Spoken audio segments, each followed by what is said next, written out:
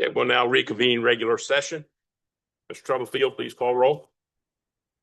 Mrs. Briggs, Mr. Cathell, Here. Mrs. Klein, Here. Mr. Neal, Here. Dr. Parsons, Here. Mr. Peden, Here. Mr. Steele, Here. Miss Taylor, Here. Mrs. West Warner, Mrs. Wright, here. And we have 8 members here. We do have a quorum. 3.02, approval of the December 15th, 2025 agenda. I'll entertain a motion to approve this agenda. So moved. Second. I have a motion and a second. All those in favor say aye. Aye. Opposed? Approved unanimously. 3.03, please join us for the Pledge of Allegiance.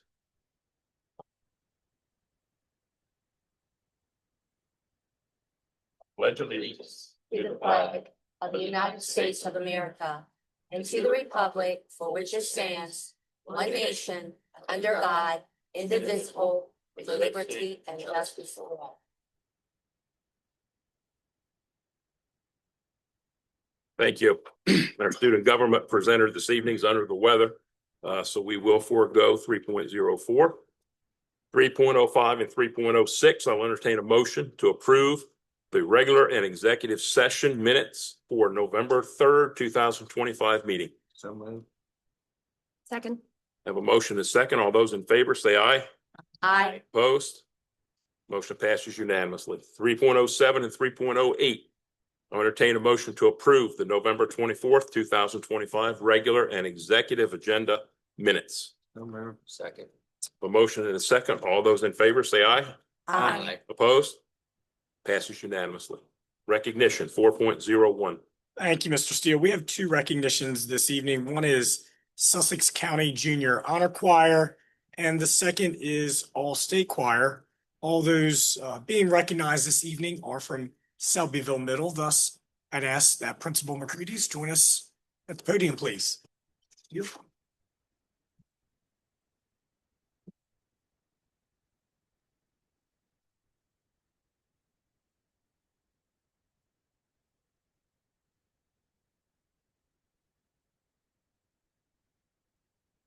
Good evening. Selbyville Middle School is excited to have some of our students recognized this evening for their talents, their vocal talents at both the county and the state level. Our students are successful, obviously because they're talented, but also because we have phenomenal educators in our building. I've asked our chorus director, Mr. Eric Savdar, to be here this evening to take part in this celebration with us. So at this time, I'll introduce Eric, and you can call our kids up. Thanks so much. Yes, it's every year. It's so exciting to be able to have students participate in this event, and the students that participate in Sussex County Honors Choir are chosen based on a number of criteria. Obviously, their ability to sing well and be able to exist in that area, but also because of the type of leaders that they prove themselves to be in choir right at our home school at Selbyville Middle School. So these students represented us very well in Woodbridge this year, and I'm so proud of them. A few of them are here tonight. I'm going to read all the names, but if you hear your name, please come up and receive your certificate. We got Mason Altavant, Reagan Carlson, let's do there, Eileen Caldera, Angelina Yardeva. Yeah. Okay. Sophie Yardeva, Trinity Phillips,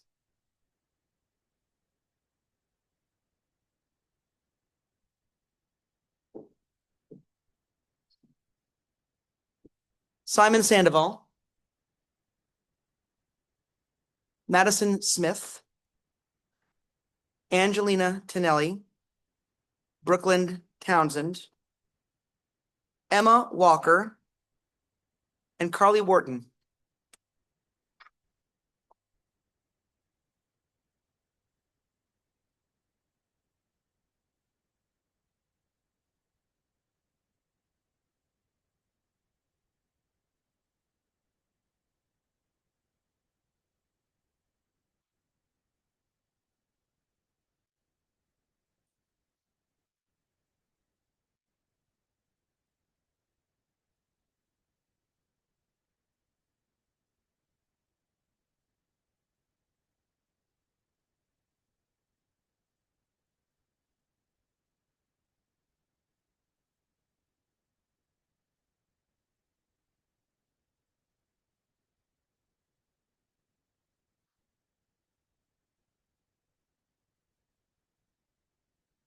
And then the other award is for All-State Chorus.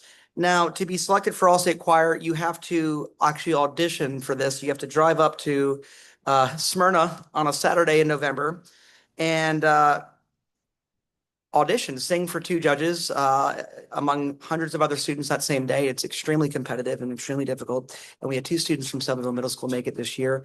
It was Mark Suckerot and Simon Sandoval. So, get back up here again, Simon.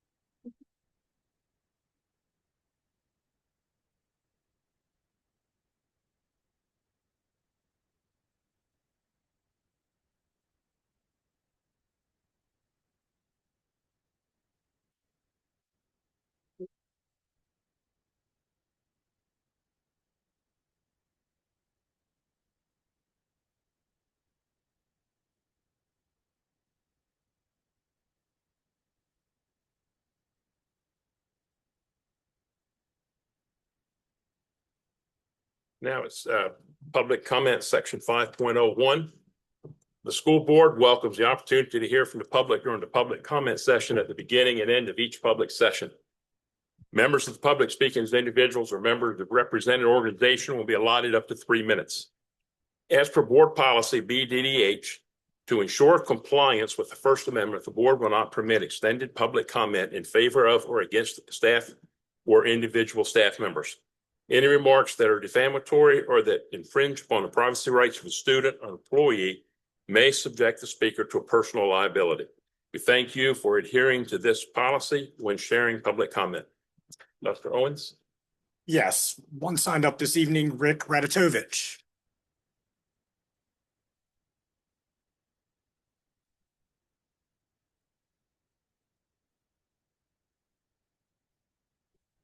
Thank you. This was a letter that was written to the Coastal Point and published in the most recent edition. Delaware just received its latest report card, and it's failing. The 2024 Nations Report Card shows only 26% of fourth graders and 23% of our eighth grade students are reading at grade level. That puts us near the very bottom of the 50 states. 3 out of 4 Delaware children cannot read well enough to succeed in school or life. That's 75%. We keep buying new programs, tablets, we hire consultants, scores barely move. Here's what no one is talking about. One most effective reading interventions we could possibly use is already written into Delaware law, and it costs almost nothing to implement. In 2021, the General Assembly passed House Bill 70, requiring every elementary student to be taught cursive handwriting by the end of fourth grade. Most people treat this as a feel-good gesture. It is actually one of the smartest pieces of education policy we have. Modern brain science is unambiguous. Learning and using cursive lights up the reading circuitry of the brain far more powerfully than printing or typing. The fluid connected strokes force the brain to integrate sequencing, motor planning, and letter recognition, the exact skills struggling readers lack. Peer-reviewed studies, Indiana University, Princeton, the University of Washington, and Frontiers in Psychology, all in 2023, consistently show children taught cursive read faster with better comprehension, spell more accurately and reverse fewer letters, write longer, more sophisticated sentences, remember more of what they learn, report higher confidence in their schoolwork. States that turned strong cursive laws into daily classroom practice saw dramatic results. After Louisiana mandated cursive in 2016, its fourth grade reading rank soared from 30th to 18th. Alabama, Texas, and Arkansas posted similar jumps. Connecticut, headquarters of BIC, my former employer, never dropped handwriting and ranks 5th in the nation in fourth grade reading. Delaware's law, meanwhile, has no teeth. No required minutes, no teacher training, no accountability. Many classrooms could simply ignore it if they so chose. Fixing this is embarrassingly easy and cheap. Requires 60 minutes a week of explicit cursive instructions in grades 2 through 4. 30 seconds. Expect cursive as a default handwriting in grades 4 through 8 with accommodations. Add one yes/no compliance question to the annual school survey. Spend $1 to $2 million a year to train every K-5 teacher. That's less than $5 per child. We don't need another decades-long initiative. We need the courage to enforce and strengthen the laws we already passed. Parents, teachers, school administrators, stop accepting 25% proficiency as inevitable. Give Delaware children the proven neurological advantages that cursive handwriting delivers. Let's write our way out of a bottom performer. And last, why don't we here in Indian River begin a pilot program in any one of our elementary schools? Let's watch as our students' outcomes improve. Thank you. Thank you.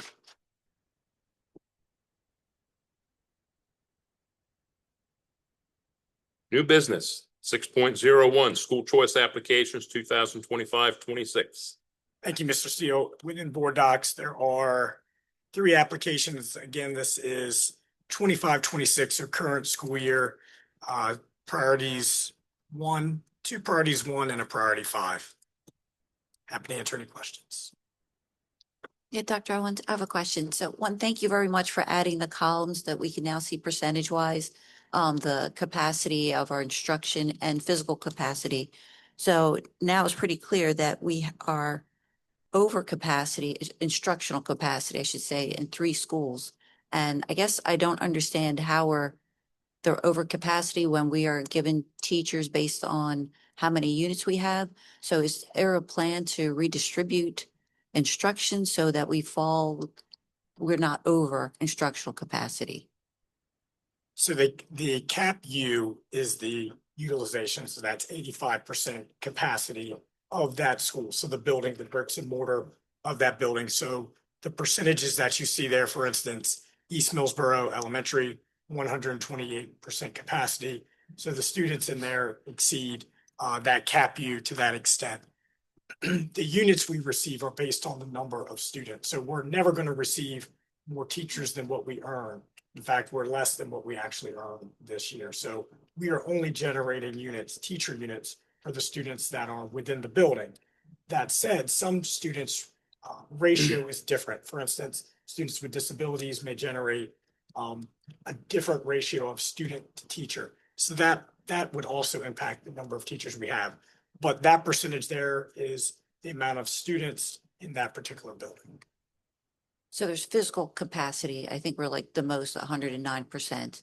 And I assume that's not like a fire code violation, but I guess the 128% instructional capacity, you're saying it's because some students are weighted differently?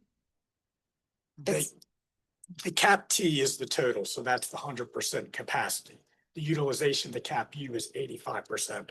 I'm gonna have to increase. Renee, you're gonna say. There we go.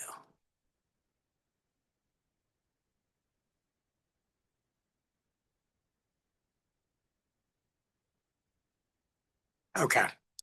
So the cap U, yes, is the 85%. So you see 605 is 85% of the 774 enrollment, total enrollment.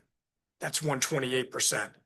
The school utilization, or the cap T, is the total, and that is 109%. So even with the total, we're 109% of the total. Same thing with, sorry, I'm manipulating this here. Georgetown Elementary is over. John M. Clayton is under. Long Neck is over the utilization, just under their total. Lord Baltimore over their 85%, just over the 100. And then on down the line, you can see. Okay, so are we over instructional capacity or no? No, we're hired teachers that we earn, slightly under. We're not hired over. We're not overhired by teachers. This is strictly for school choice purposes only. So we have the amount of teachers that we earn. However, we exceed in many of our schools the number of students that 100% of that capacity of that school calls for.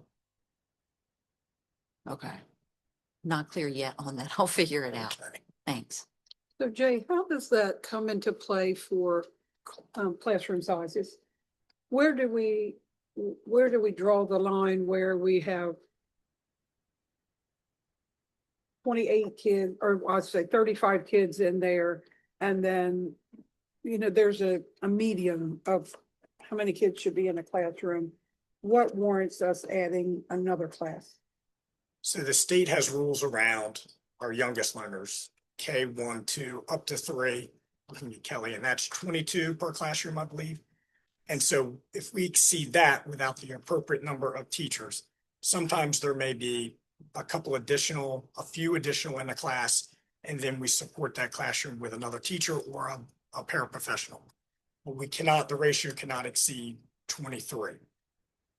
As we go up, there are no mandatory ratios. So we look at that at a school by school basis, trying to make a good determination of that's too many in that classroom, whether it's physical space or the ability of the teacher to instruct. Some of our classes have far more than that. Our PE classes certainly usually exceed, they can be in your 30s, 40s or more.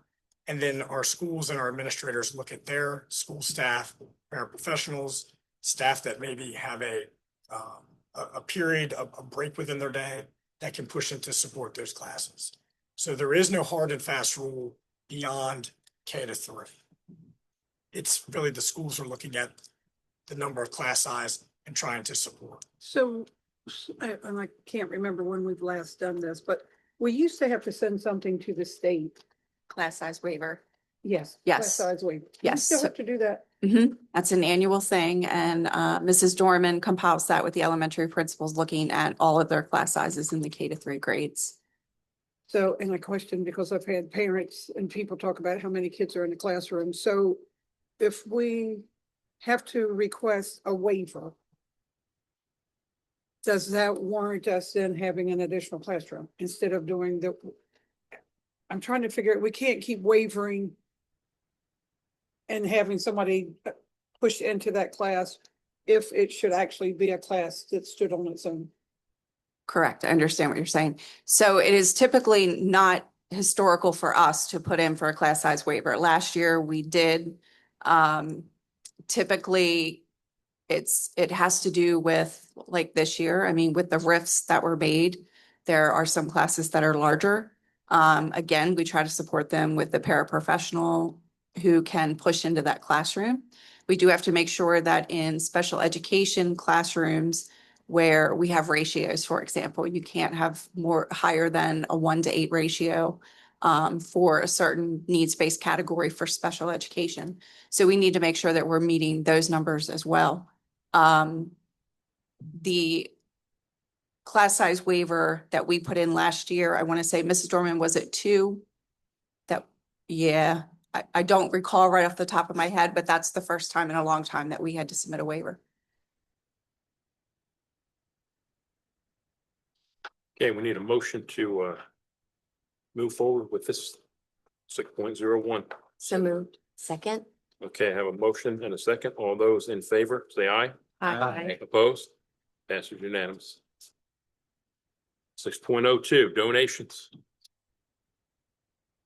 Thank you. 2 donations this evening. The first is from Giant Foods. Mr. Toomey wasn't able to join us this evening. However, his department works with Giant Foods on a program that generates additional pennies at the register, so to speak. Some of you may have experienced this as you shopped at your local Giant or other food stores. And that typically is a nice donation at the close of the year. And this has happened for the last several years. So we're pleased to announce the donation of $9,448.19 from Giant Foods. And that will go into support our nutrition services department in schools. We can motion both these together. Mr. McCready, would you mind joining us? I know you had 2 substantial donations as well. Could you share? Good evening. Sort of a feel-good story. We had 2 of our student athletes were working the neighborhoods fundraising and came upon this anonymous donor's house. The donor was so impressed with how put together our students were, articulate, courteous. It really struck her. She's a retired educator who's relocated to our district and wanted to do something nice for our kids, for the school. So came to the school and wrote a $8,000 check and demanded to remain anonymous. And then 10 days later came back and wrote a $7,000 check.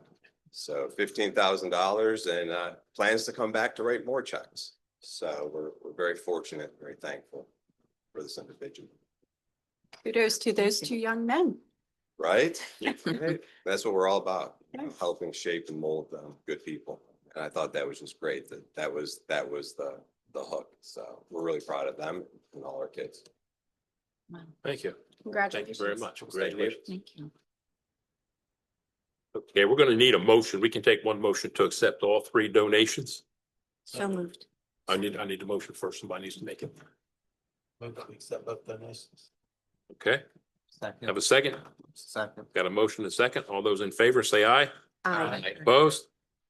Passes unanimous. 6.03 Sussex Central High School softball uniform request. Hi, this was reviewed at the Finance Committee. As you can see in board docs, they do meet our color parameters with the American flag, one blue uniform, one white. And I believe, Mr. Parker, this was, and I see Mr. Wheatley is with us. This was through the Boosters organization, fully funded through the softball boosters, correct? Thank you.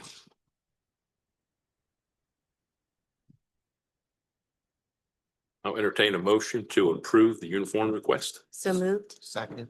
Motion second. All those in favor say aye. Aye. Opposed? It's unanimous. 6.04 Sussex Central High School courtyard updates. Good evening. Good evening.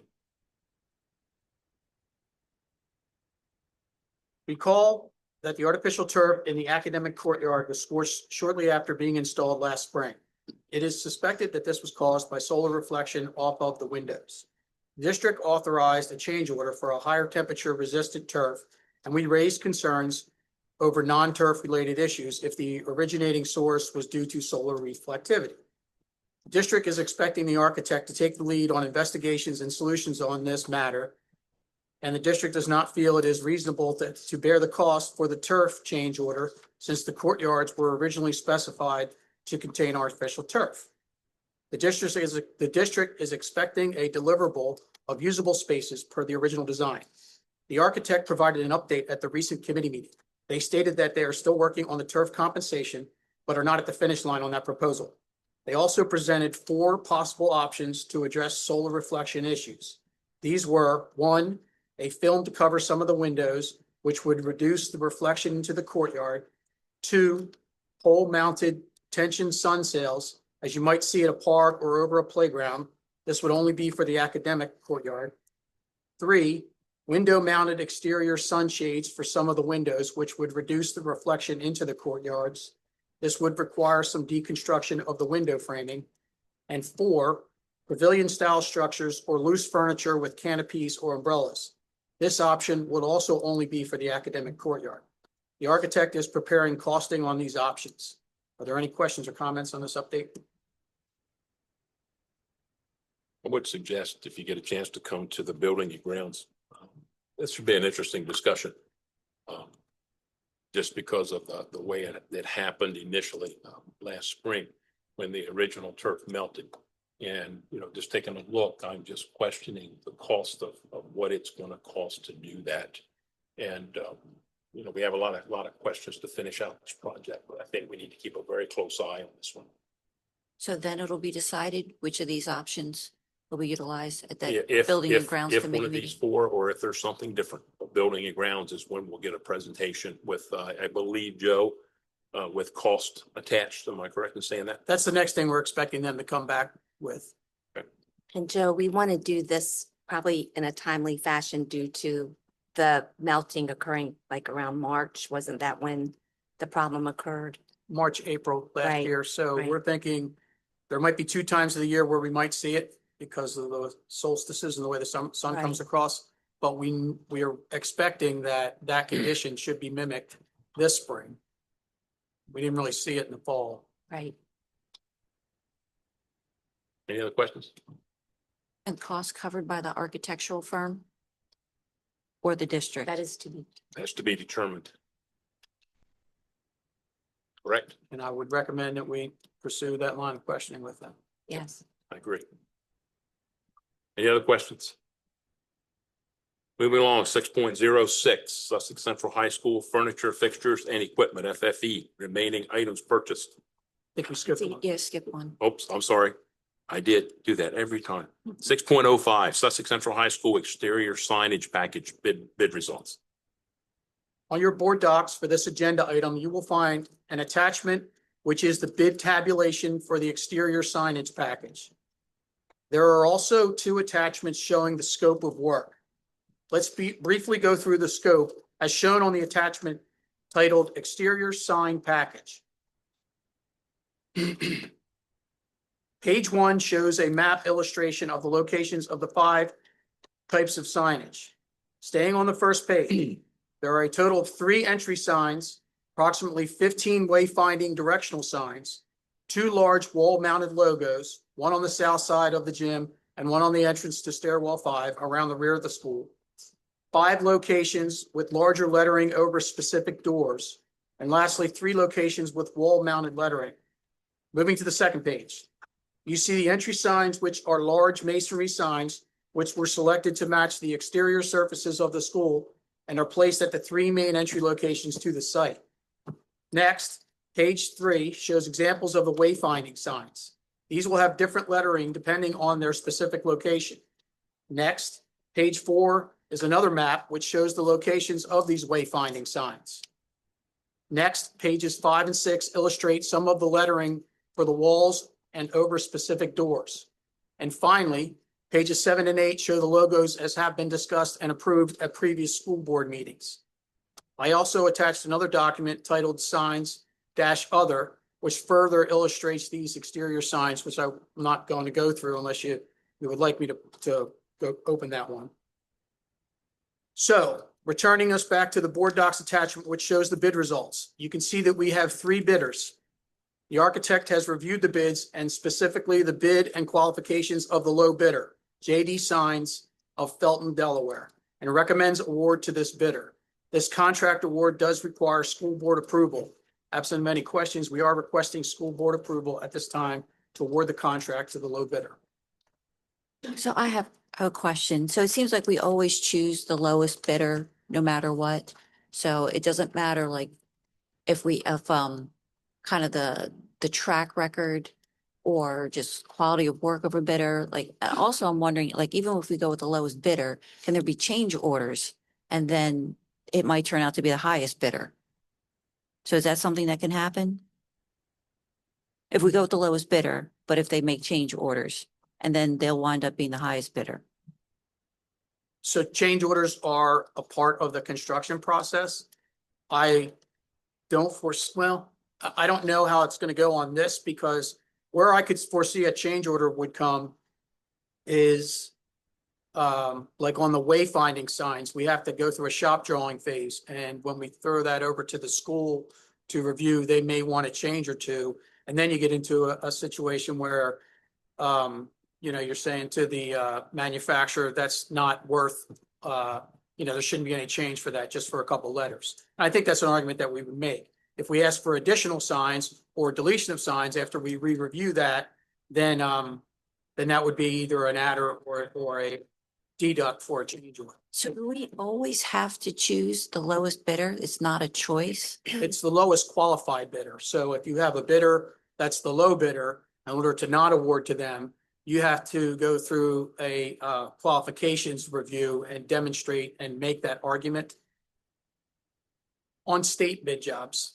Okay. If it's a Just curious private how bid this- job, you don't have to, if you want to build a shopping center with your money, you wouldn't have to do that. But if it's a state job, yes. And Mr. Cowan is here. He's done this several times. I don't know if you want to give your experience, particularly with the process briefly, but also with change orders and Mr. Cowan and Mr. Dooley and board.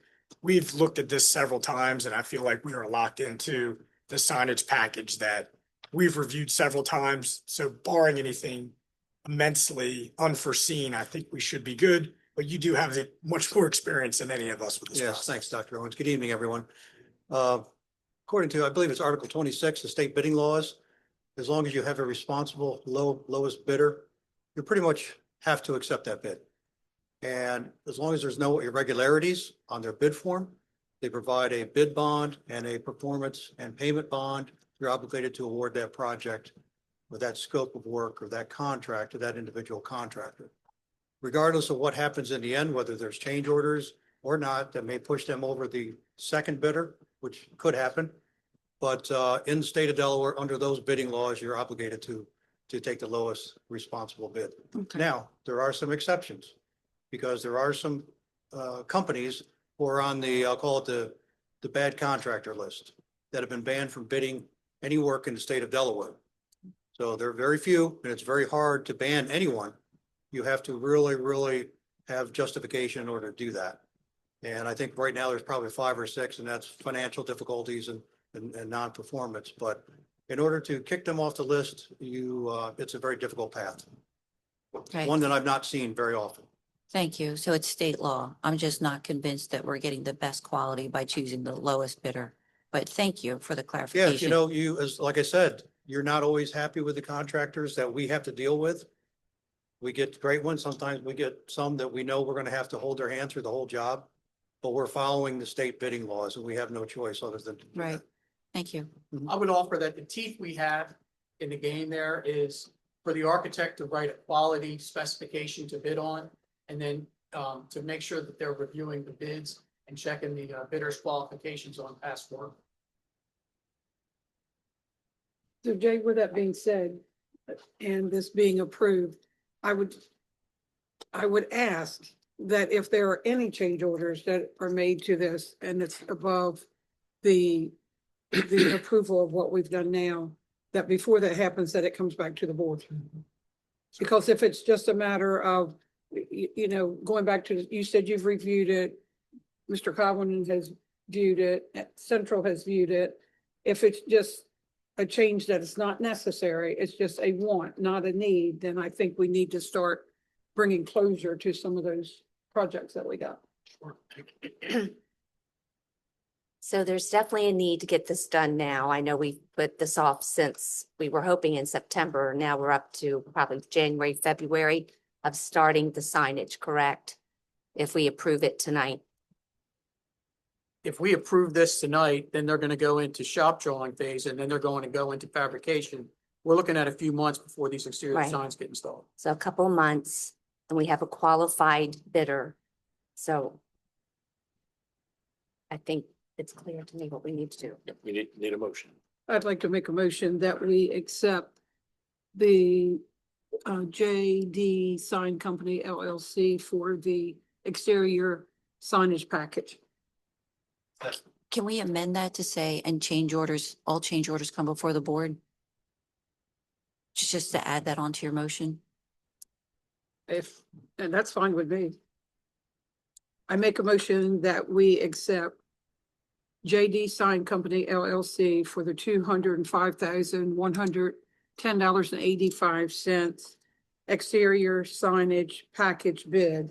And should there be a suggestion for a change order, that before that takes place, it comes back to the board? I just want to make sure that that's okay with Mr. Dooley and Mr. Cowan, that won't hold up process. I can't imagine that a change order on a $200,000 sign package is going to be such that it's worth waiting a month. I don't know what. I don't have a problem with the motion. Okay. Okay, we have a motion on the floor. Do we have a second? Second. Have a motion and a second.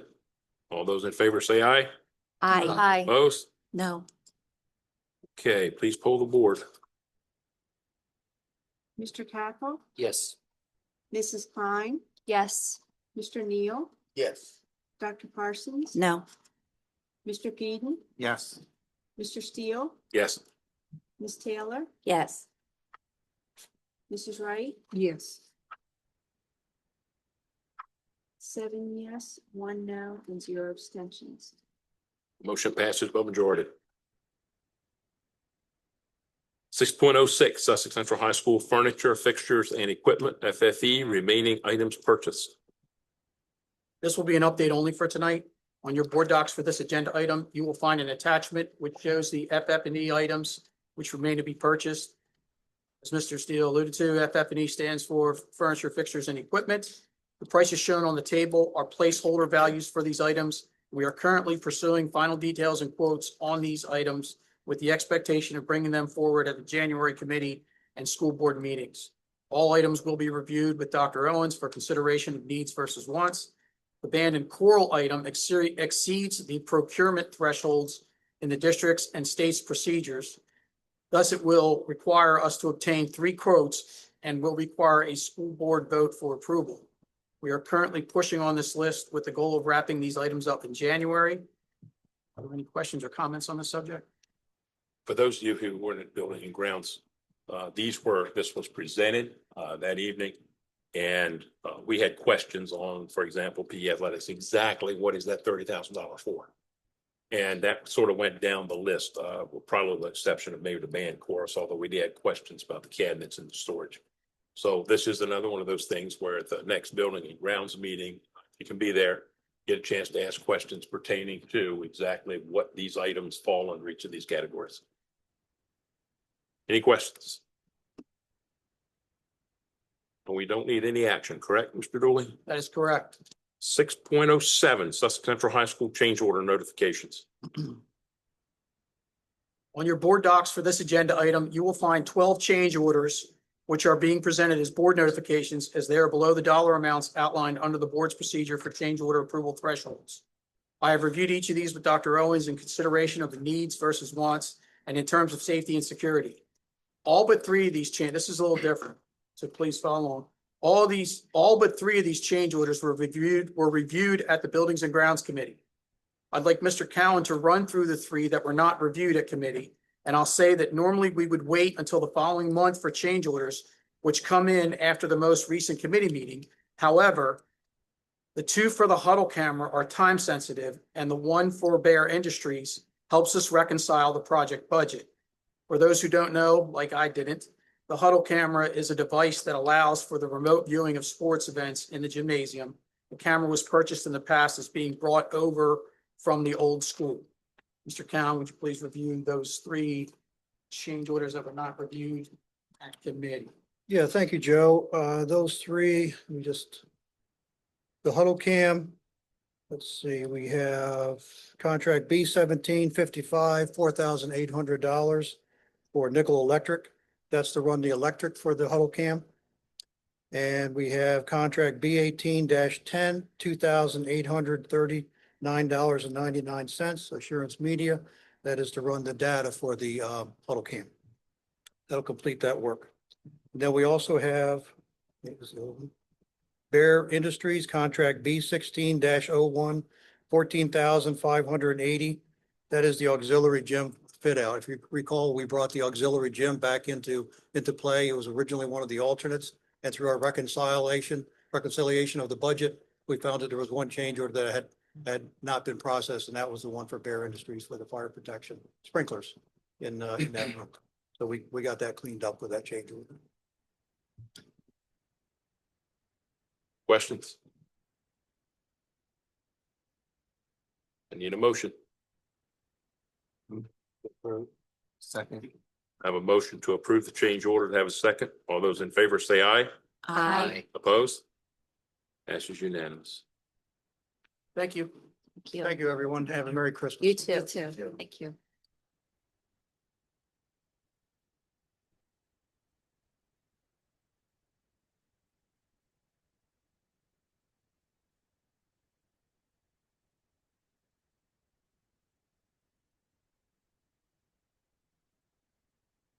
Six point oh eight Indian River School District staff survey. Many of you know, last summer, the board at our workshop discussed having a survey to be conducted through our staff. I think we looked at some of our support groups, our parents, and our community. We completed the survey. I believe we put that out in November, and we had the survey results. We've had the opportunity to look at these and work on them. I'd like to thank Ms. Taylor and Mr. Nia. We've worked for the last 2 Friday mornings looking over the results, looking over the PowerPoint to prepare this for this evening. This is the first survey of probably the two more that'll be coming in the near future. We did this survey because we think we're at a point we need to look at ourselves. And every once in a while, you need to stop, take a look, see what people think, see what kind of changes we can make to make things better. And that's the reason we went with a survey. We wanted to take a look at how some people perceive the district so we can take a look at changes that we can make in the future to alleviate these concerns and move forward and build better relationships with our stakeholders. And we feel that's very important. So we went with this survey. We have about 1,500, Ms. Bunning, I believe I'm right, about 1,600 employees that would have gotten this survey. 651 staff members completed the survey. Within the survey, we had ranking or ratings. We also had room for comments. So we received a little over 4,000 comments throughout this. Every school had staff members respond, including IREC. This evening, up on your screen, we're going to go through what the results were that we found. And I'm learning very quickly that I think board members with their advanced ages are probably going to need bigger computer screens in the future. We're going to go through each question, and Ms. Taylor, Mr. Neal, myself, we're going to talk about just very, very briefly about the slide, about the comments, and we're going to move through all 15 of the questions. Ms. Taylor is going to finish up with where we think our next steps are and what this data tells us we need to do. And we'll proceed from that point on with our next set of surveys.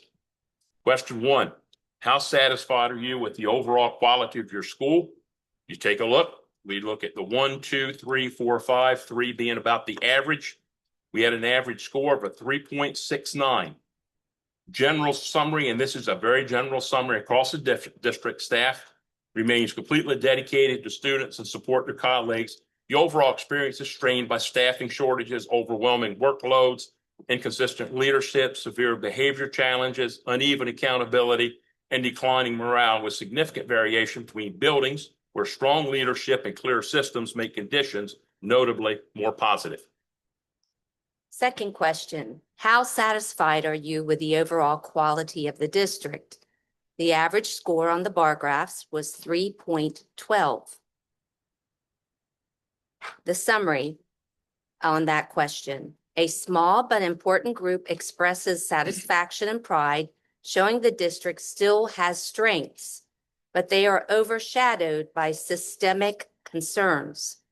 The overwhelming tone across all responses reflects declining morale, frustration with leadership, financial distrust, inconsistent discipline, overwhelming workloads, and inequity across the district. While some staff say they love their individual schools, leadership teams, or colleagues, the district as a whole is seen as less effective, less transparent, and less supportive than in the past. Third question on the survey. The quality of teaching and learning in my school meets my expectations. The average score for that one was 3.67. And some of the comments were, across schools, staff consistently express strong dedication to teaching, but overwhelming concerns about student behaviors, lack of accountability, curriculum misalignment, and insufficient support that hinder learning and teacher effectiveness. Number 4, my school has high expectations for student learning, average score 3.93. Across all responses, staff overwhelmingly agree that teachers personally hold high expectations for students. The school and district systems do not constantly uphold, reinforce, or support these expectations. The gap between belief and reality is the central theme. Question 5, my school environment is safe and secure. And just to let you know, number 1 is very dissatisfied up to number 5, very satisfied. So that average score was 3.94. kind of like a stair step. Mhm. The summary. Overall, many staff members report feeling generally safe, largely due to the presence of the SROs, constables, secure entrances, drills, and the weapons detection systems, especially at the high school level. Security personnel are consistently praised as professional, visible, and responsive. Some staff also feel safer because of improved building security and administrative communication during drills or incidents. However, the overwhelming theme across responses is concern about internal safety threats from student behaviors, not outside threats. Okay. The next question. My school's communication with students is effective. The average score on that item was 3.87. And the summary is as follows. Across all responses, communication in schools shows significant strengths at the classroom level, but major inconsistencies and breakdowns at the administrative and school-wide levels. Behavioral expectations and discipline system are a recurring concern, as is the lack of uniformity in how information is delivered to students, staff, and families. Question 7, my school's communication with families is effective. Notice you'll see the bar graph. The average score, 3.86. Across the district, staff report the school used many communication platforms, talking points, Class Dojo, SMORE newsletters, email, phone calls, social media, Infinite Campus, Alert Now, robocalls, paper notices, and school websites. However, despite these tools, communication is still inconsistent sometimes and ineffective, often one-sided. Major theme is the school is communicating, but families are often not answering, not responding, not reading, or have outdated contact information, creating a disconnect that staff struggle to overcome. Next question. My district's communication with stakeholders is effective. Average score, 3.16, heavy in the middle.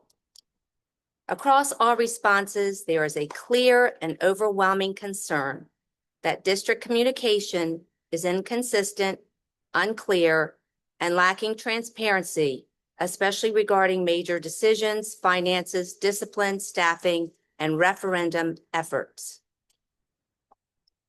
Okay.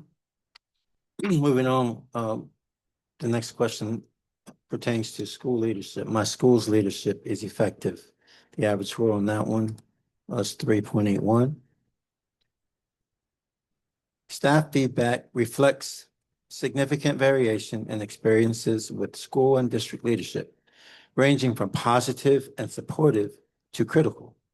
The responses reveal strong pockets of effective leadership alongside major concerns in communication, professionalism, decision-making, and school climate. Next, the district's leadership is effective. Average score, 3.04. Majority of staff expressed dissatisfaction, declining support, and frustration with district leadership. A small number of responses highlight positive individual leaders or pockets of improvement. Those are eclipsed by widespread concerns about disconnect, transparency, decision-making, and lack of support for staff. Next question. I feel respected in my workplace. Average score, 3.74.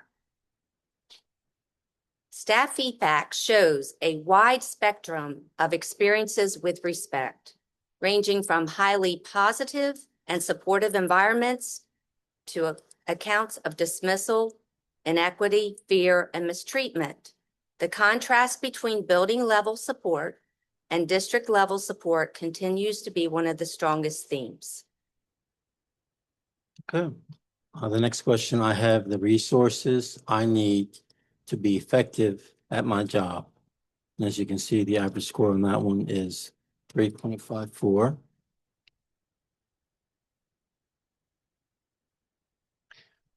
Staff are deeply committed to students, but overwhelmingly exhausted and overextended.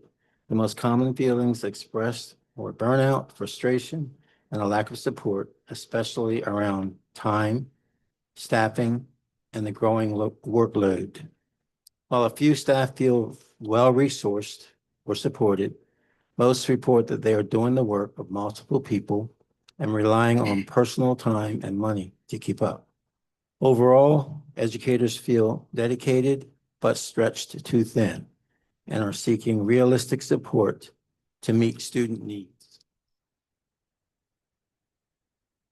My last question, I have pride in my school. Average score 4.12. Across the district, staff show deep pride in their students, strong relationships with colleagues, and a genuine commitment to serving their communities. Many emphasize they love teaching, love the students, and feel strong sense of mission, especially in schools serving high needs populations, multilingual learners, and students with disabilities. Several staff are alumni who return to work in the district and still feel connected to their roots. However, the strong personal pride is increasingly overshadowed by the major systemic concerns. The overarching pattern across comments is this: staff pride remains strong at the classroom and colleague level, but pride in the school or district as a whole has eroded in many buildings. Next question. I have pride in my district. Average score 3.50. Across the comments, a clear and consistent theme emerges. Deep personal connection and long-standing pride in the Indian River School District is being overshadowed by declining morale and frustration with district-level leadership.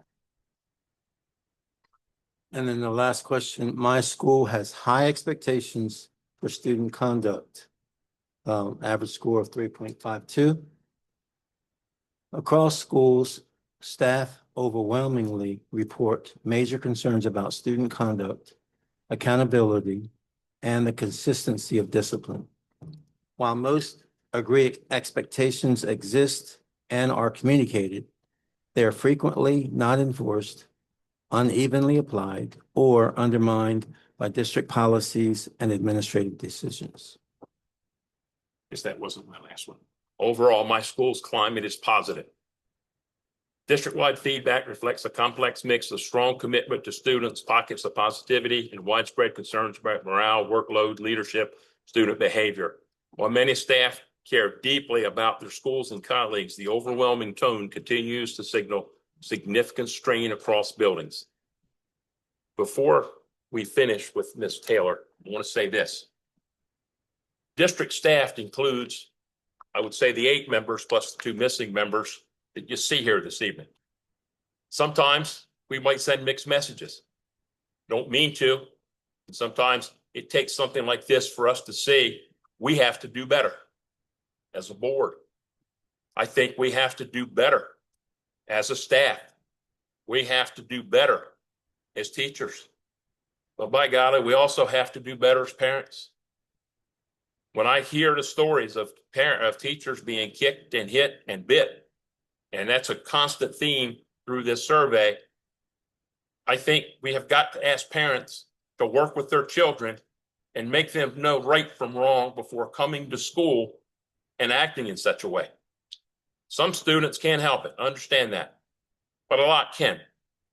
So this is going to be an effort, we hope, moving forward between every group that we've talked about this evening to make this school district a lot better. Ms. Taylor? So what you just heard, it's called a team effort, and it takes information from all areas, not just from the staff that we surveyed. So we need to hear from our administrators. We need, I believe, to hear from the bus drivers. We need to hear from all areas of the school district that maybe if we take all the results of every viewpoint and we mesh it together to get truth, then we can do better. And we can come up with ways of addressing the themes that are standing out. So I want to first say that if you look at all of the summaries compared to the bar graphs are going to speak for the respondents on whether they chose a 1, 2, 3, 4, or a 5. A 5 is like we're doing awesome on that. A 4 is like we're doing good. A 3 is average. A 2 is we need improvement. And a 1 is we're not doing so well. If you look at those bar graphs and the averages that were calculated, we're passing in all areas, but we have room for improvement. As mature people, we have room for improvement every day in our own lives. And that's what this is about. It's not about finger pointing. It's not about putting down. It's about being mature adults and moving forward in a team-like fashion to make a difference.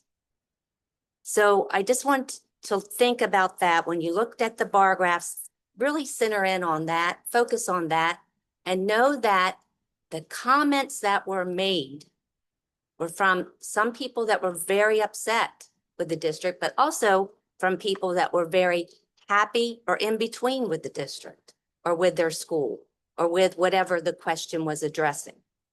So when you look at all of that and how it was summarized, please keep that in mind.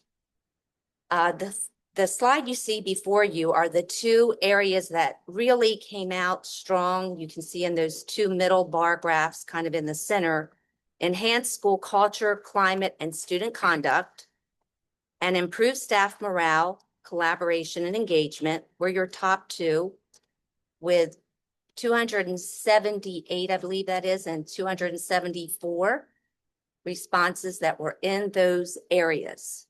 The next highest would be improved students' academic achievement. And then it goes on down to support students' mental health and social emotional learning. And then we go on down from there, as you can see, with the instruction and classroom engagement and the increased family and community engagement. And then on down to communication and stakeholders, the other being the down at the bottom. So we took a look at that and we started keying in on enhancing school culture, climate, and student engagement. And we also conduct, excuse me, and improving staff morale, collaboration, and engagement. And when we looked at that, you'll go to the next slide. We came up with some areas that we thought we should that basically focus on, and we tried to come up with ways to improve. And these are just possible ways that we could move forward as a board. And the first thing is focusing on discipline, because that is a center theme that seems to be across the district. We want our administration to consistently follow the code of conduct and feel comfortable in following through with consequences for infractions of the rules.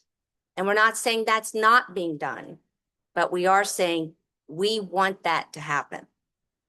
The committee wants the administration to not be afraid to share the raw discipline data. Staff need to feel supported by the administration and should not see students returning to the classroom with rewards after having behavior issues. Fair but firm, consistent, immediate when possible, and unemotional discipline style we feel is the most effective. The next bullet, teacher burnout was a constant theme. Teachers are feeling burdened by the overall stress of their job, not only with discipline, but also with expectations at times. Teachers are feeling overwhelmed with lack of support. Therefore, teachers need to be given permission to teach creatively with their comfortable style. In other words, be themselves. Removing the barriers with the hopes of bringing their passion for teaching alive again. If you really like what you're doing and you love what you're doing, you do it well. The teachers will be aware of the state of the state standards. We don't want to get rid of those. And curriculum goals, they're important, but will not feel so pressured. Give support through using veteran teacher mentors. There's a lot of knowledge out there. There's a lot of teachers that have done the work. They're boots on the ground each and every day. Think about the power in their knowledge and what they could share with the other new teachers that are coming on board. Reduce administrative load where possible. Administrators are under a lot of pressure also. Provide student support systems for learning. Protect planning time. Foster positive leadership and culture, clear communication and recognition, and stress wellness. We have to take care of ourselves. The next bullet we keyed in on that we heard as a common theme that maybe we thought maybe could make a difference. Professional development. Sometimes we hear from professionals that what they attended really wasn't productive for them. And other times we hear, wow, that was great. We want the wow, that was great.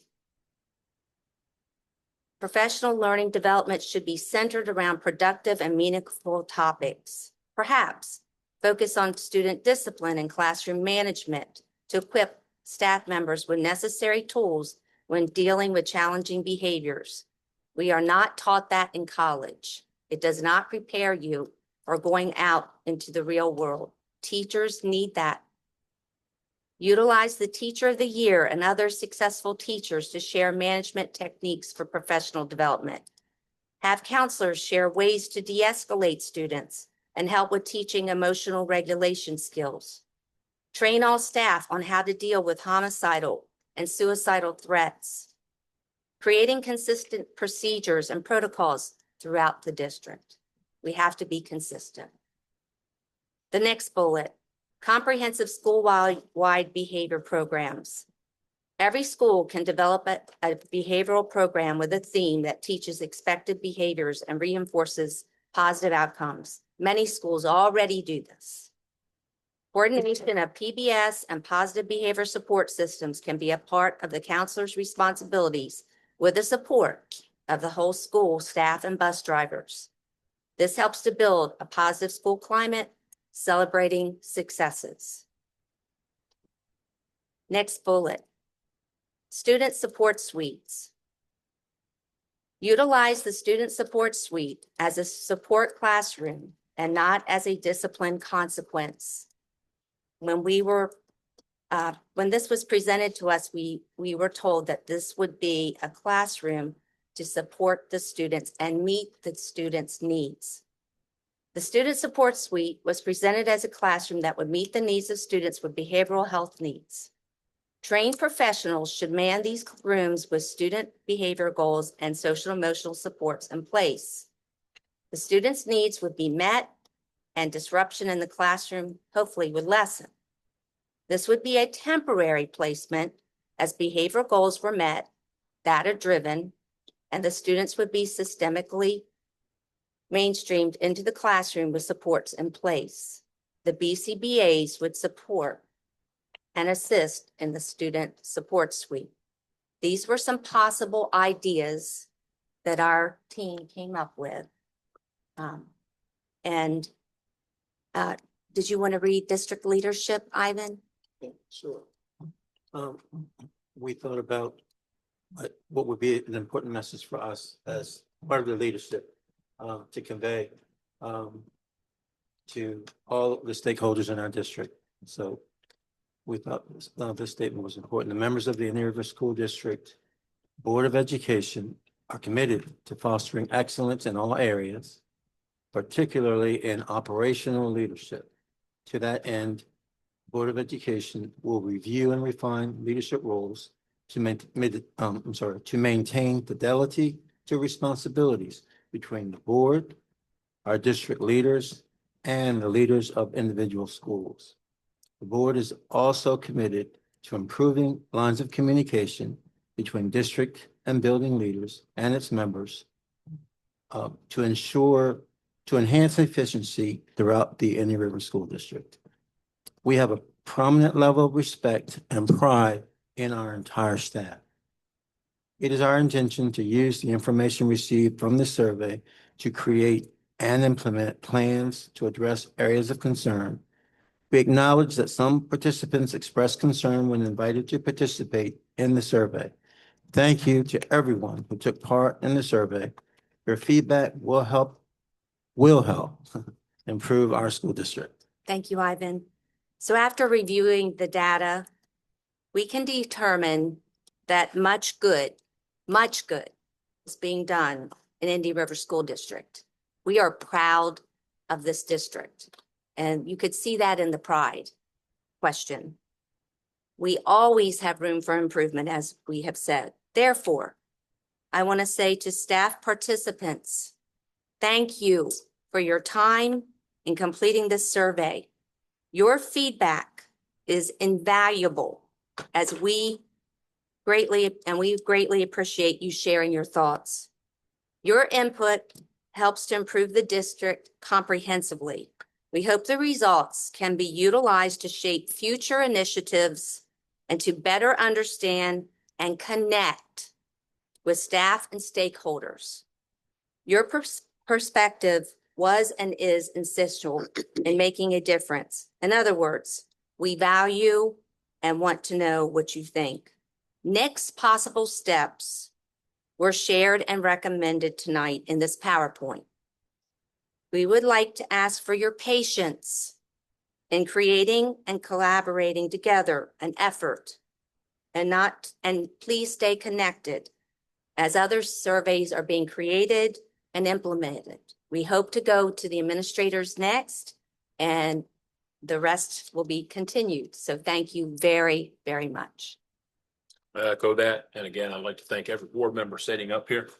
We do a lot of work and we're such a big district. I said this evening before we came out, sometimes we're so big, we have so much going on, we don't realize how hard it can be, geographic size of this school district.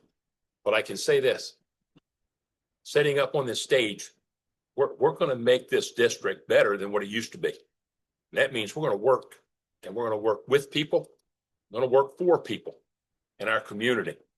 But we're determined that we are going to make the changes that we feel necessary that's going to make the Indian River School District not just one of the best, but the best school district in the state. Thank you. And again, thank you to everybody that participated. And thank you for everyone. Any questions? Okay, moving on, 7.01. I just wanted to also express some gratitude for everyone who gave input through the survey and to just say that the responses were truly enlightening.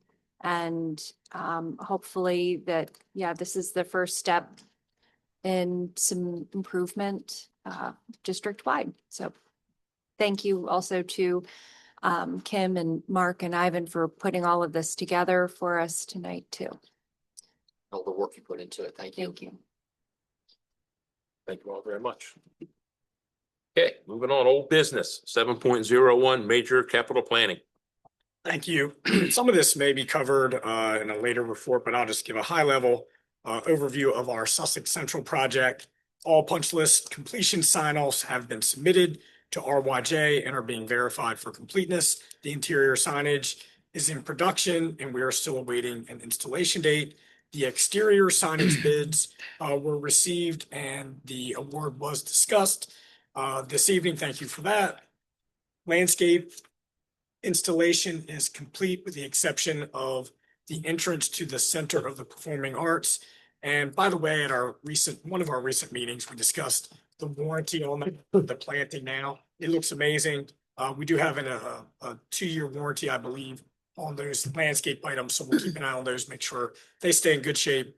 The baseball and softball complex final items are being completed. Fields will be ready for the spring season. Final site work is 99% complete, with the exception of the H-wing and the ag and maintenance buildings. Framing is underway for both of those buildings right now.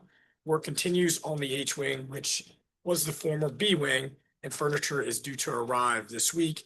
Interior finishes are being installed And again, our executive group meets monthly. Thank you.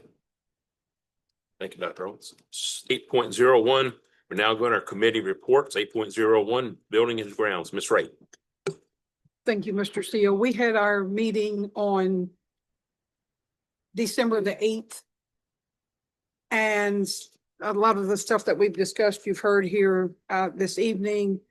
The biggest thing that we're dealing with is the completion of Sussex Central High School, which you've heard them say is 99% there, some odds and ends that need to be taken care of. We did discuss change orders still with some of those things that are going on. We discussed the exterior sign bid results, and tonight we voted on that, so that should move forward so that we can get those signs taken care of as soon as possible.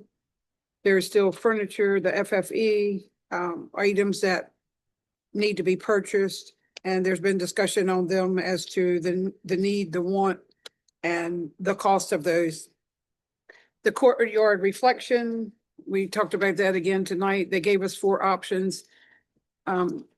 Probably need to look to see if those are the only 4 options, if they're the most viable for us for the situation, and we won't know until that time comes. Still up in the air about who's responsible for the cost of the replacement of such. So we will be continuing that discussion at a later buildings and ground meeting. We discussed our work orders throughout the district. They are coming along well. Going to do some tweaking to that, but that's an in-house thing. And our futures committee update, the futures committee did not meet since the last buildings and ground committee meeting. Discussions thus far have been focused on the future usage of the former Millsboro Middle School, which is where we are this evening. We had no new business to discuss, and we adjourned at 7:13, excuse me. Thank you, Ms. Wright. 8.02, comprehensive school safety. Mr. Steele. So just one announcement. So Indian River started the constable program in 2013, and interestingly enough, one of our last original constable, Gary DeBlasis, is leaving after 12 years. He's the only one out of the original, correct? So 12 years. I'm sure when he started, there were some bumps and bruises when that program started and some growing pains, but I'm very proud of our program, of our SRO programs. I still think we're the leader in the state. So he did 12 years. That's after a lengthy law enforcement career, like all of our constables. So hope he enjoys some retirement, but I thought that was kind of a neat milestone that we've lost our last original one. So Mr. Cathell, I just want to say, I think the survey results really was an indicator that. Tom, was he original? I apologize. Tom Trumfield. I was wondering. I thought he had come a little bit after, so my apologies. I'll hear about that at Christmas. We're I down was to just the saying- last 2. It's okay. I was just saying, I think the survey results, it really showed that the work that's been put into this program, it's paying off. Well, between constables, SROs, the metal detectors, I think we're doing about as much as we can, but we're always open to new ideas and, be happy to grow in that area. So we want to keep our staff and students as safe as possible. Thank you. And my apologies, but we still have one original still left, and hopefully we have him for a while longer. Thank you, Mr. Cathell. 8.03, finance, Mr. Peden. Yes, thank you. Mr. Miller presented uniform replacements for the Sussex Central High School softball team. The uniforms follow the regulation uniform color requirements and will be paid for with donated funds. So there is no cost to the district. Mr. Parker presented the request for student activity funding from the fall 2025 meeting that was held in mid-November. The request reviewed the recommended by the committee total just over $67,000. Mr. Parker presented 2 options for funding the requests, which included funding at 100% and funding at 90%. Sufficient funds are available for both options after taking into consideration a 20% reserve and approximately 75% of the remaining funds for spring requests. Mr. Parker presented the fiscal year 2026 alternative give back plan. The district is required to give back 1.7 million and Howard T. Ennis is required to give back 264,000. For the district, we will be giving back unfulfilled positions totaling 1.7 million. The remaining approximately 10,000 will come from child safety awareness funds. The give back for Howard T. Ennis will come from state operational funds.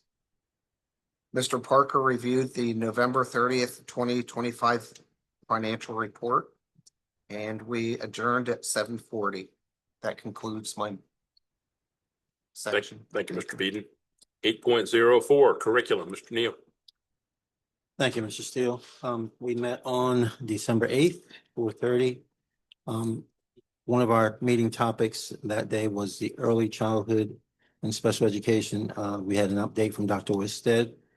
And the following was shared, for the 26-27 school year. The following will occur. 3-year-old students will be at one location. The plan there is that 3-year-old students will attend the Early Learning Center in Frankfurt.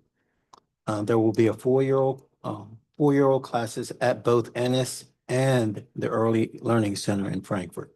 And then in 27-28, 4-year-old students will age out of Ennis for kindergarten and will attend their home school as kindergarten students. All early childhood students and programs will then be in one location.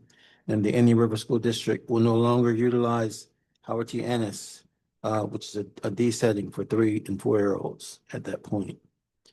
So that's the long-range plan there. This plan promotes a more inclusive environment for all students and supports the requirements of the Delaware Department of Education. The Department of Special Services does hold parent council meetings, which are open to the public. They're at 6 p.m. in various locations, and a variety of topics of interest are on the agenda. For example, of next month, the Parent Information Center will come to discuss IEPs, and that will be held at Sussex Central Middle. And there's a meeting in March on autism resources. And then in May, the topic will be transition meetings. Let's see, the other major topic was the beginning of the year data for our secondary schools. We previously heard about beginning of the year data for the elementary schools. So at the beginning of the year, all secondary students are given a STAR assessment for both reading and math. STAR Reading and Math is a computer adaptive assessment of reading comprehension and key domains in math. So in a reading, the district trend is that vocabulary and language standards are the strength. But in informational text comprehension is the weak area. So for primarily, students do really well in that vocabulary and language areas, but they struggle with comprehension. So an action step that was discussed is the need to build stamina for students in a variety of areas like complex informational text, model how word choice, technical vocabulary, academic vocabulary impact meaning, and analyzing text structures. So, and then the same kind of thing was done for math, district trends in math, variety of strengths, really too numerous.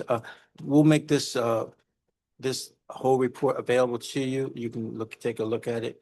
The math topics really, there's a whole range of areas, as you can imagine, in math for both the middle school level and the high school level. We'll certainly happily make this available to you. Our next meeting will be on Monday, January 12th at 4:30, and that concludes my report. Thank you, Mr. Neal. 8.05 I have a DSBA. question question about that. So you're saying it's the comprehension portion. So I guess that's the L.10. The weakness, the area of weakness, yes. Typically, meaning, understanding what they've read, answering questions that show their level of understanding. And this is at the high school level, and this was 5%? But Yeah, I'll clarify that. So it's mainly informational text. STAR assessment is measuring the grade level standards they haven't been taught yet.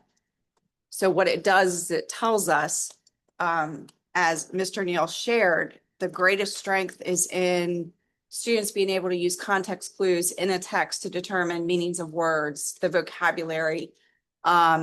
With the weakness of informational text, that informs how we deliver units of instruction, and then what are things that we might not have to spend the majority of time on and what we do have to spend the majority of time on. So what's the best way to measure comprehension of reading? So this does measure the comprehension of reading informational text. And what it said to us at the beginning of the year is that students, for example, in ninth grade are not meeting ninth grade standards yet. We would actually expect to see that. Okay. But of all the things that they're not doing yet, that's the one that needs the focus in order for them to meet that by the end of the year. Okay. And so then they'll have a middle of the year Yes. evaluation? And that's These coming are up in progress February? monitoring, so we do them a minimum of 3 times a year, 3 times a year. The next window will be coming up end of January. Okay. So then we'll be able to provide the progress monitoring data probably in February or March. Okay. And then, what we saw on the survey was, this might be implied, but teachers want more freedom to be creative so they can teach to the students. And a big complaint we saw was they're being pulled out of the classrooms, maybe doing professional development that's not relevant to them. So maybe there's like things that we can do to give them more flexibility so they can teach at 5% comprehension. I get it's in the beginning of the year, but 5%, I can't think of any number that's worse. Less than 5%. Yes, but again, those are grade level standards they haven't before yet. Right. Yeah, no, I understand. And then I guess this is really off topic, but since we heard about cursive being so valuable for improving comprehension, how is our cursive instructions in the schools? So we would be more than happy to talk about that at a curriculum Okay. committee meeting. Okay. That can be agenda for next time. Okay, all right, thank you. I used to love teaching cursive when I was a fifth grade teacher. Yeah. Yeah, Okay. dying art. 8.05, the SBA, Ms. Blind. I don't have a report because the DSBA didn't meet in December. But the next meeting will be on January 7th. Thank you. 8.06, the SBA Board of Directors, DSBA Legislative, Mrs. Briggs is not here tonight, so we'll not have a report. Special Ed Committee, Ivan, Mr. Neal. Just another reminder, everyone is invited to join the parent information meeting, parent council meeting rather, on January 22nd. It'll be at Sussex Central Middle School, starting at 6 o'clock. Thank you very much, Mr. Neal. 8.08, policy, Ms. Taylor. Okay, thank you. We did meet on December 8th. After the approval of minutes, we reviewed 4 different policies that were under second readings, and they will need action tonight. They were GCBD, professional leaves and absences. Only grammatical edits were made. GCJ, professional staff time schedules, no changes or edits. IGBG, supportive instruction on homebound. There was a formatting edit made. JG, discipline policy, no changes or edits were requested. Okay, I'll entertain a motion at this time that we approve the second readings of those 4 policies. Second. I have a motion and a second. All those in favor say aye. Aye. Opposed? Motion passes unanimous. The policies that were under review were BCB, board officers. No further changes or edits were requested. BHA, new board member orientation. Edit was requested to change May and June to May and/or June. No other changes. DI, Internal controls for financial accounting. It was discussed to include a specific time frame for the transfer of collected funds from the schools to the district office within the policy. This time frame has been established in the corresponding regulation. The regulation will be reviewed at the upcoming principals meeting and with building financial secretaries. No other changes or edits were made. Moving on. EIB, liability insurance. That was just a normal cycle review with no changes or edits. EDG, support staff probation. There was a grammatical edit made, no other changes. IGCA, summer school, normal cycle review.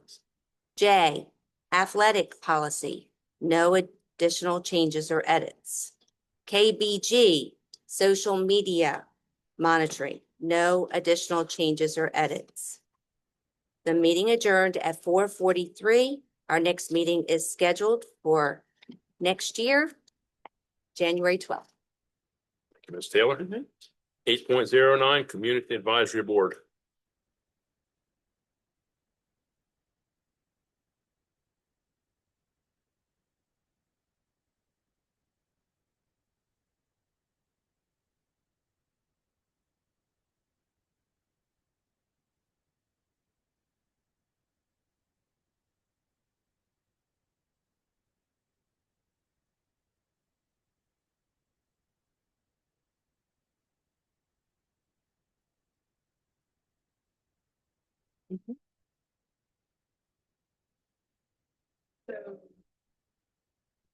Got some good news. There was a recommendation to dismiss the Carver consent order. It was submitted on November 24th.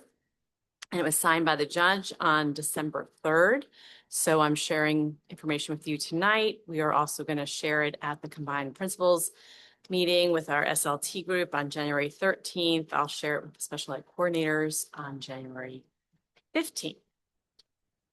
So if we go to our next slide, some continued requirements of the consent order will be to have a community advisory board, as I've spoken about previously, and annually the Board of Education president attends one of those community advisory board meetings.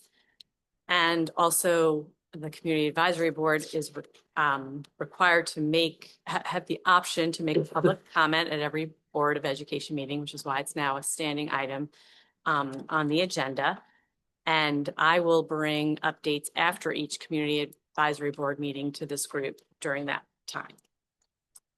Some other recurring requests of the consent order. There was an item that's been occurring in the school system, which is as students move to more restrictive settings, we have a document called our least restrictive environment setting document. That's data and a process for students to move to a more restrictive setting. And a part of that is if it's something to do with student behavior, we must have a meeting within 15 days of that placement to ensure that the behavior intervention plan is being implemented.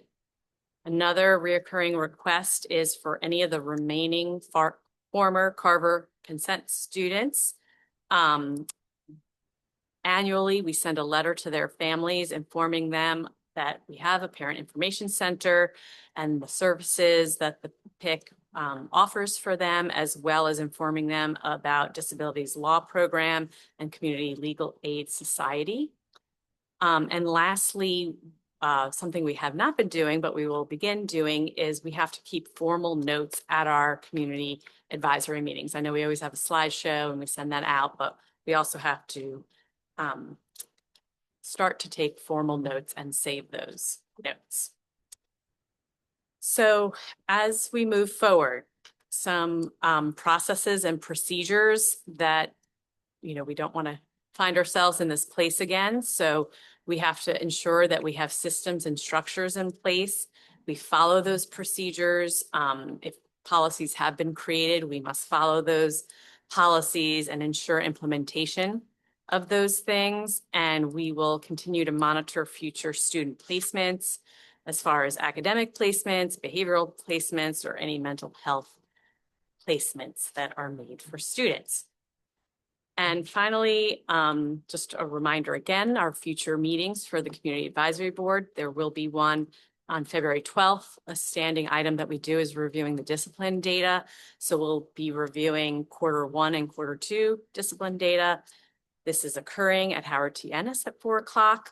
And then in May, we're going to have another meeting where we review the Q4 data. So are there any questions? Okay, thank you very much, Ms. Winston. Dr. Winston. 8.11 IREA representative.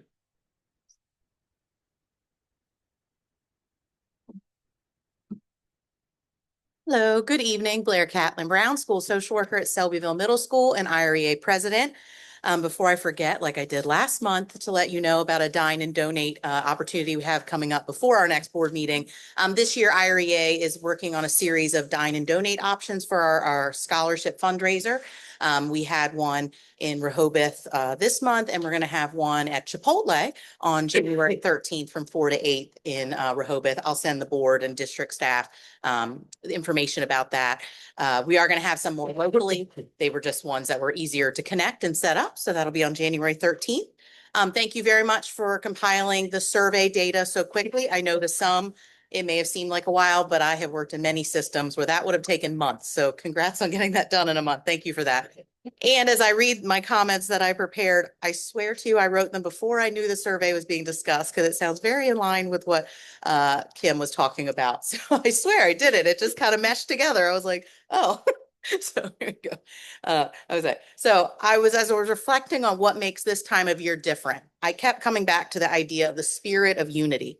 One definition describes it as a deep sense of togetherness, shared purpose, and oneness within a group, fostered by mutual support and working together on common goals that emphasize harmony, solidarity, and interconnectedness beyond surface differences.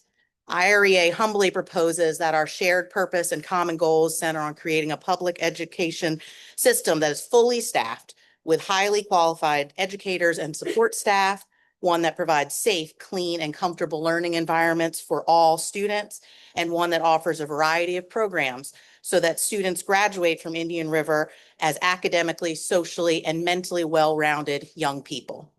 With those goals in mind, we ask that whenever a staff member, a board member, a community member shares opinions or facts about our district, they do so with the spirit of unity in their heart.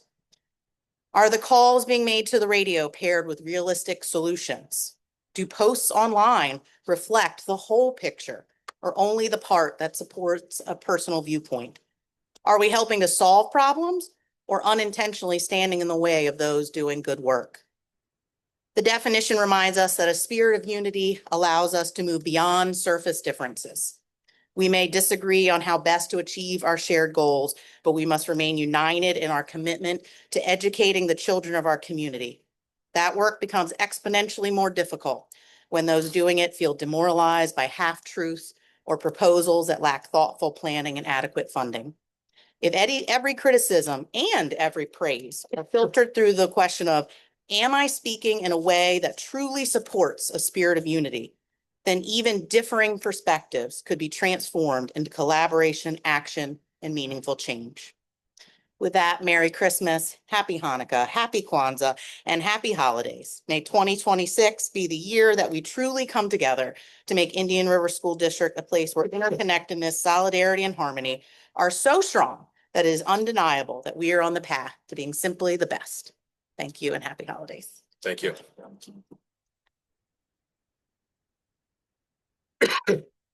Number 9, Superintendent's Report. 9.01, monthly activities.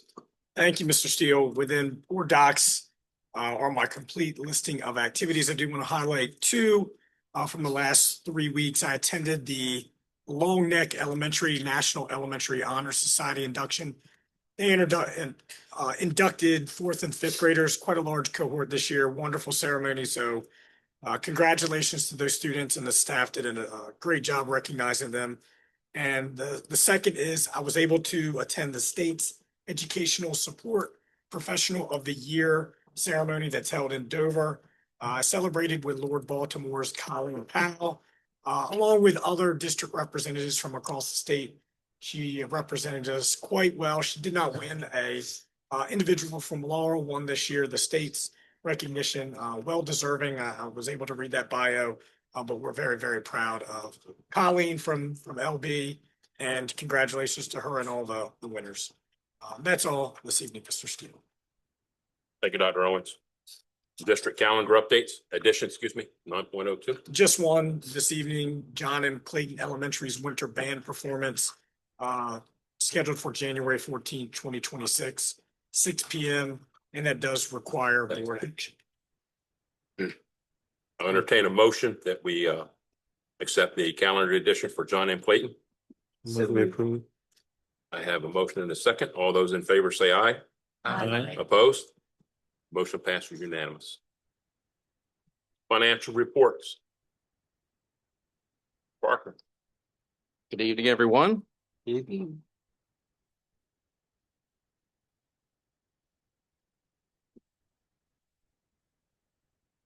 first document in your board docs is our financial summaries for the month ending in November 30th, 2025. As of November 30th, we're 42% of the way through our fiscal year. We've received 89% of our total budget revenue and our budgeted discretionary revenue. We've received 95% of our budgeted local tax revenue. We've received approximately $440,000 in interest so far this year. At the bottom, our expenditures so far, we're at 35% of our total budgeted expenses. We've spent 42% of our total discretionary expenses, and we've spent 36% of our budgeted tuition-funded classroom expenses. And Howard T. Ennis has spent 41% of their budget expenses. So all of our expenditures are below or at the 42% mark of where we are through the fiscal year. Any questions about that one? I'll entertain a motion that. Well, there's one question. So I'm glad that we're below, I guess, our projections. That's great. Last meeting, there was a mention that we were above and beyond our utility bills. How are we doing with that? Hold right on one second. I was just wondering if that was continuing to be a problem or if we were meeting our budget on those.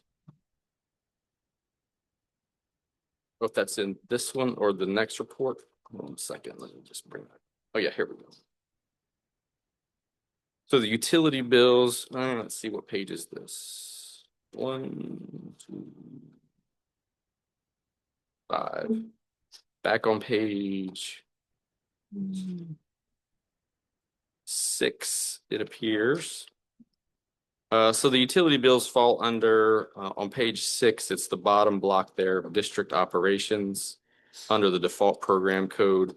It's part of that line item, and so far that one is 52% of the way through the year. So we're a bit ahead of plan. But not too bad. Yeah, not as bad as I would have expected to this point. Good. So, but that is, but we did just enter the winter months here in December where heat started, so I think that percentage will climb probably a little bit more than it has been through the year based on my individual heating cost setting.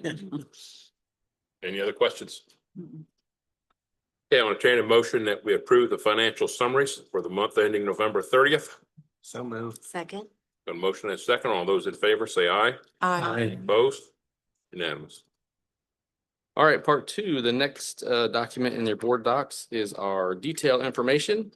Some things to point out here on the front page. Student activity fund balance is approximately $331,000.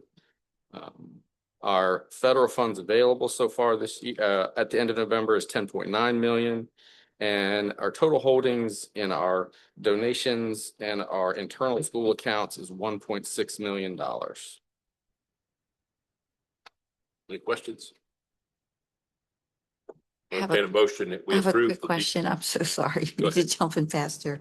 Actually, Dr. Owens, this might be for you, but our Citizens Budget Oversight Committee, will they make a presentation at the school board meetings, like what their determinations are, like what we should be focusing on the budget if they have any concerns?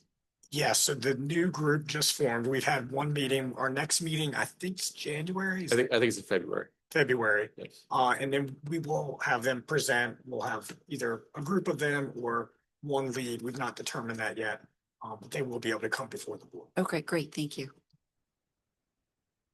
Okay, entertain a motion now to approve the detailed information and for the month ending November 30th. So moved. Second. Have a motion and a second. All those in favor say aye. Opposed? Motion's unanimous. All right, the next report in your board docs is our major capital improvements report. In the month of November, we paid out $652,000 and our remaining balance there shows 3.6 million. Questions on major capital? I'll entertain a motion. We approve the major capital improvements for the month ending November 30th. So moved. Second. Motion and a second. All those in favor say aye. Aye. Opposed? Motion passes unanimous. All right, the next report is our minor capital improvements report. We've spent $3.6 million so far this year, and our balance remaining is approximately 2.7 million in that fund. Any questions? Entertain a motion that we approve minor cap improvements for the month ending November 30th. So moved. Motion. Second. Do I have a second? Second. All those in favor say aye. Aye. Opposed?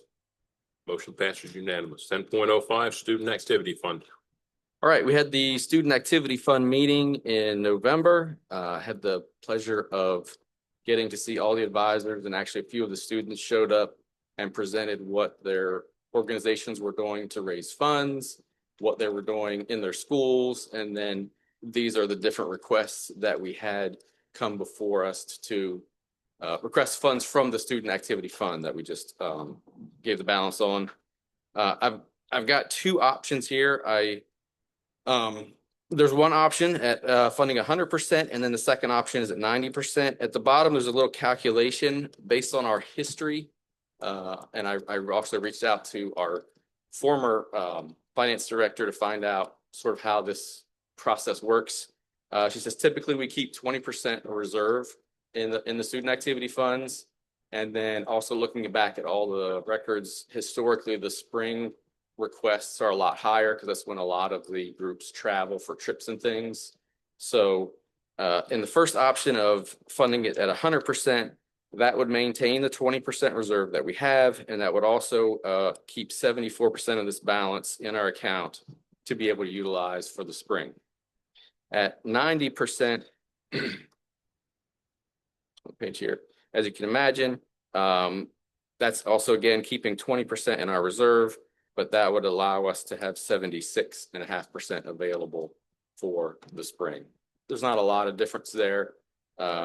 Honestly, the only reason that I showed the 90% reserve was I didn't know how the board felt about funding things. I knew we had an overall requirement last year of 10% reduction of things. So I just put this out here if that was something they wanted to entertain, or if you'd rather just go with the 100% to give the students the money since the funds are available.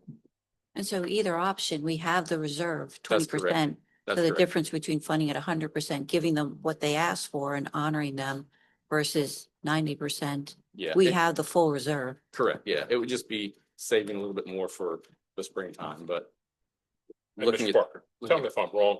I think each of these organizations have gone through their own fundraising as well to raise money for whatever endeavor they're doing or whatever program. So this is to supplement what they're raising. And I think that was one of the things that was put in years ago to make sure that it just wasn't a give. There had to be a comprehensive effort between, the school district and the group to raise the funds that they needed together. That's correct. And an example of that on here, you can see the 100% option. So if you look at request number 6 there, so this was a brand new group, this Youth in Government. They requested $9,400. They wanted registration for their conference for 48 students, but the committee got together, was like, or said, because it's a brand new group, we'd like to see them try what they can do fundraising wise. So we're only recommending half of what they had requested and to be able to send 24 students. So to your point, we wanted to make sure that we kind of wanted proof that they were making the effort and doing fundraisings themselves, and all the rest of the groups there showed that. So they already were being reasonable. I'm sorry, what was that? They're already being very reasonable is what you're Yes, saying. yes. So these are Correct. conservative Yeah. asks. Mhm. Okay. I'd like to go ahead and make the motion that we fund the student activity request 100%. Second. I have a motion and a second. All those in favor say aye. Aye. Opposed? Motion passes unanimous. 10.06 State Give Back Alternative Plan. All right, if you remember from the budget presentation, we are required to give back a certain amount of money to the state every year from the money that they give us. For the Indian River side, it's 1.7 million. For the Ennis side, it's 264,000. We are afforded the opportunity to have this alternate reduction plan. The state requires us to give back money from our operating funds. This plan proposes that we give back funds that come from payroll units that we're not utilizing. So these payroll units are much more restrictive than the operating fund. So to be able to give this back, it leaves the flexibility for us to use in the operating funds that the state gives us. And this is just something that the board has to vote on, and then we will submit it to the state as our alternate give back plan. Ennis did not, if you'll see, Ennis did not have any available units, so theirs do have to come from the other costs line item. So this give back, it's not because we didn't have teaching positions, we're giving it back. No. We just have to. Okay, so I don't understand this give back, but I'm not sure I'm going to understand it tonight, but I don't believe anyone understands the give back. It's just required to be given back. No choice. Yeah, no choice. And this has been I'm going to say this. You can echo the sentiments, Dr. Owens. We have complained to superintendents every single year since the onset since Governor Carney's, I think, second year, when Delaware went into a deficit. And even in the years where we've had surpluses, they still do it. We have no clue why. At least I don't. My group didn't. Do you have any idea?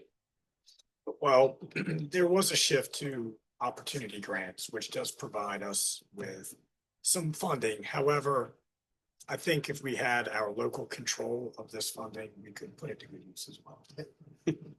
Basically, they took our money to fund their mandate. The only hope I've seen recently in one of my DASBO meetings, they talked about the PEFC, the new public education funding committee. And I think as part of their recommendation of how they want to change how the state funds us, we hope that they can get rid of this give back with that new recommendation. Now, we'll see how far down the road that gets, but that's at least a request that I think that committee is making of the state as well.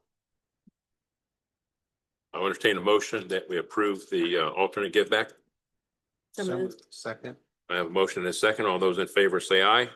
Aye. Opposed?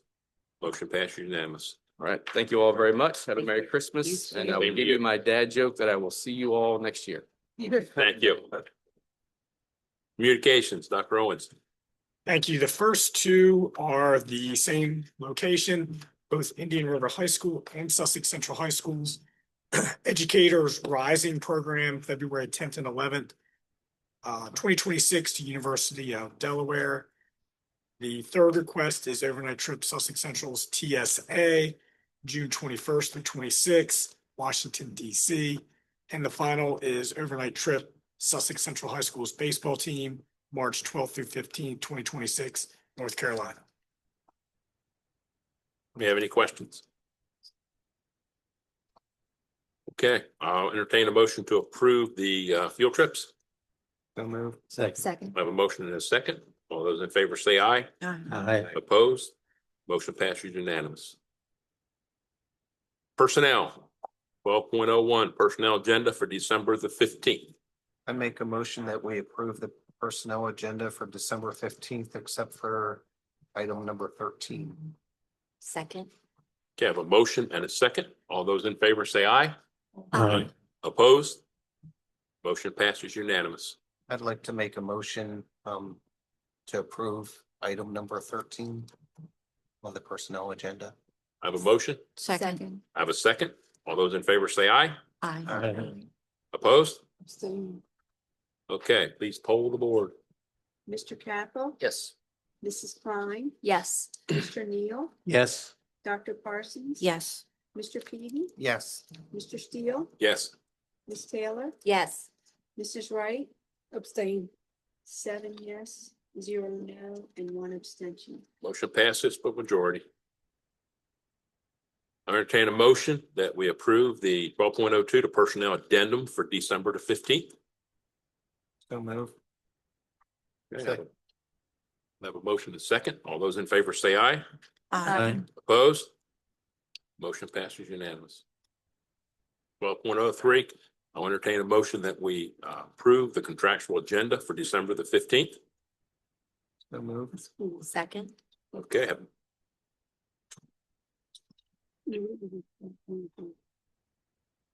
This one or two.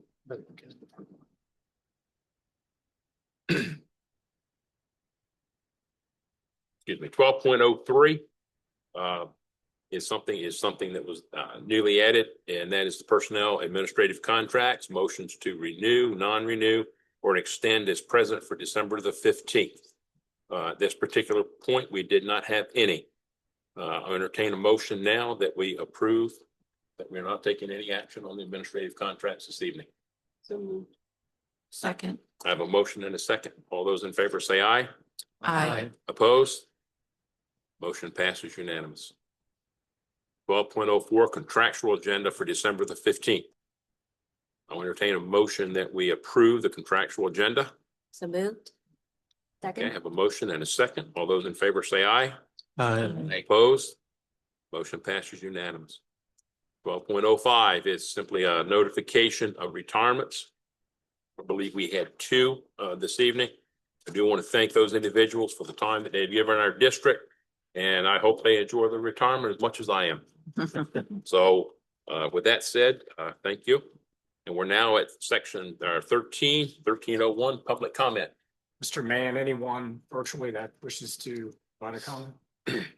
If there's anyone else that would like to, no one else signed up except the first. I just have a comment. I want to thank Mr. Mann for his hard work on the technology of the survey. Without him, it wouldn't have been possible. So thank you very, very much. I agree, Mr. Mann. I mean, whenever we sent an email and some clarification and needed some help, you were always there. And I appreciate it very much. Okay, is there anything else come before this board this evening? Hearing none, I adjourn this meeting.